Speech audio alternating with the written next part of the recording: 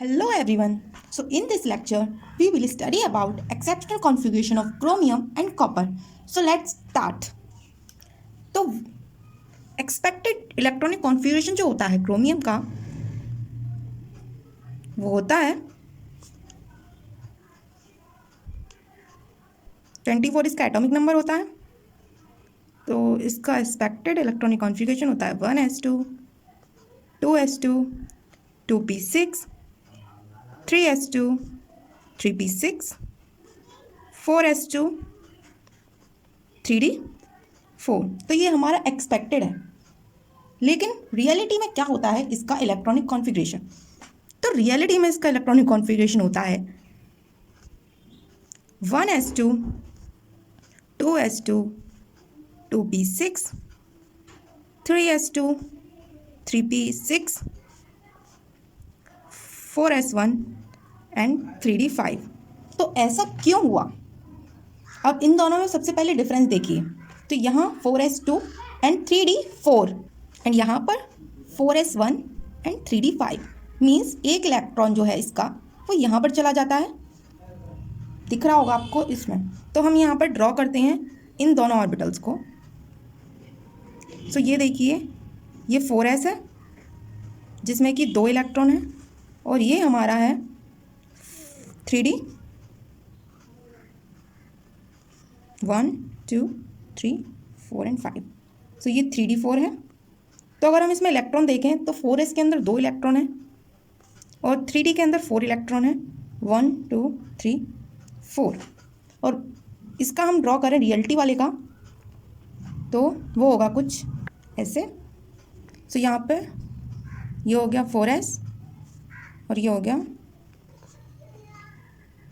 3d 3d5 and 4s1। तो यहाँ s के अंदर 1 इलेक्ट्रॉन है और 3d के अंदर 5 इलेक्ट्रॉन है। तो इन दोनों में क्या डिफरेंस है और ये वाला एक्सपेक्टेड और ये रियलिटी क्यों है, ये वाला हमारा करेक्ट क्यों है इलेक्ट्रॉनिक कॉन्फ़िगरेशन और ये वाला इलेक्ट्रॉनिक कॉन्फ़िगरेशन हमारा गलत क्यों है? तो इसके पीछे का रीज़न है स्टेबिलिटी। तो आपको ये पता होना चाहिए कि हाफ फील्ड और फुल फील्ड जो ऑर्बिटल्स होते हैं वो ज़्यादा स्टेबल होते हैं। तो यहाँ पर अगर हम देखें तो यहाँ पर हमारा फुल फील्ड है, मीन्स ये वाला हमारा ऑर्बिटल स्टेबल है। बट 3d4 में देखें तो यहाँ पर हमारा एक ऑर्बिटल खाली है, तो ना तो ये हाफ फील्ड है और ना ही फुल फील्ड है, मीन्स ये अनस्टेबल है हमारा। तो फॉर स्टेबिलिटी यहाँ पर ये जो s है, s ऑर्बिटल है 4s ऑर्बिटल, यहाँ पर इसको एक इलेक्ट्रॉन डोनेट करता है टू इंक्रीज द स्टेबिलिटी। तो यहाँ पर बस यही है। जो रियलिटी में क्या होगा कि एक इलेक्ट्रॉन जो है 4s का वो d में चला जाएगा और ये सारा क्या हो जाएगा, ये हाफ फील्ड ऑर्बिटल होगी सारी की सारी। तो ये वाला ज़्यादा स्टेबल है एज कम्पेयर टू दिस, इसीलिए ये वाला इलेक्ट्रॉनिक कॉन्फ़िगरेशन हमारा करेक्ट है। तो रीज़न क्या है? स्टेबिलिटी। तो बात करते हैं अपने सेकेंड एटम मीन्स कॉपर। तो कॉपर का एटॉमिक नंबर होता है 29 और इसका एक्सपेक्टेड जो है मीन्स एक्सपेक्टेड इलेक्ट्रॉनिक कॉन्फ़िगरेशन जो है इसका वो है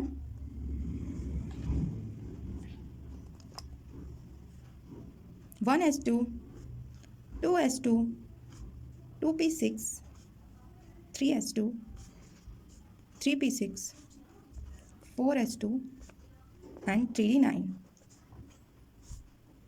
जो रियलिटी कॉन्फ़िगरेशन है वो है कॉपर का atomic number 29 and electronic configuration is 1s2 2s2 2p6 3s2 3p6 4s1 and 3d10।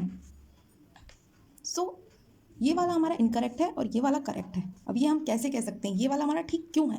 क्योंकि यहाँ पर जो इलेक्ट्रॉनिक कॉन्फ़िगरेशन है, सबसे पहले मैं आपको ड्रॉ करके दिखा दूँ 4s orbital and 3d।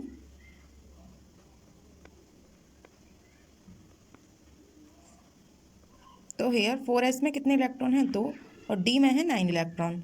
So 4s में 2 इलेक्ट्रॉन हमने यहाँ प्रेजेंट कर दिया और 9 इलेक्ट्रॉन 3d में 1 2 3 4 5 6 7 8 9। So here the 4s orbital is stable but 3d orbital is not stable, क्योंकि यहाँ पर हमें पता है कि फुल्ली फिल्ड और हाफ फिल्ड ऑर्बिटल जो होती हैं वो स्टेबल होती हैं, पर यहाँ पर ये ना तो हाफ फिल्ड है और ना ही फुल्ली फिल्ड है, तो ये स्टेबल नहीं है और ये स्टेबल है। यही बात करें हम जो हमारा एक्चुअल कॉपर का जो इलेक्ट्रॉनिक कॉन्फ़िगरेशन है, तो यहाँ पर भी हम ड्रॉ करते हैं। सो ये 4s1 एंड 3d 10, तो यहाँ पर 1 इलेक्ट्रॉन है इसमें और इसमें 10 इलेक्ट्रॉन्स हैं 3d में। So here we fill that. तो यहाँ पर हम देखते हैं तो हमारा ये जो है ये हाफ फिल्ड होता है और ये फुल्ली फिल्ड, मीन्स ये भी स्टेबल है और ये भी स्टेबल है। पर ये हुआ कैसे? ये हुआ ऐसे कि 4s में से 1 इलेक्ट्रॉन 3d में चला गया फॉर इंक्रीजिंग द स्टेबिलिटी। तो I hope you understand this 2 atom electronic configuration. Please like, share and subscribe my channel.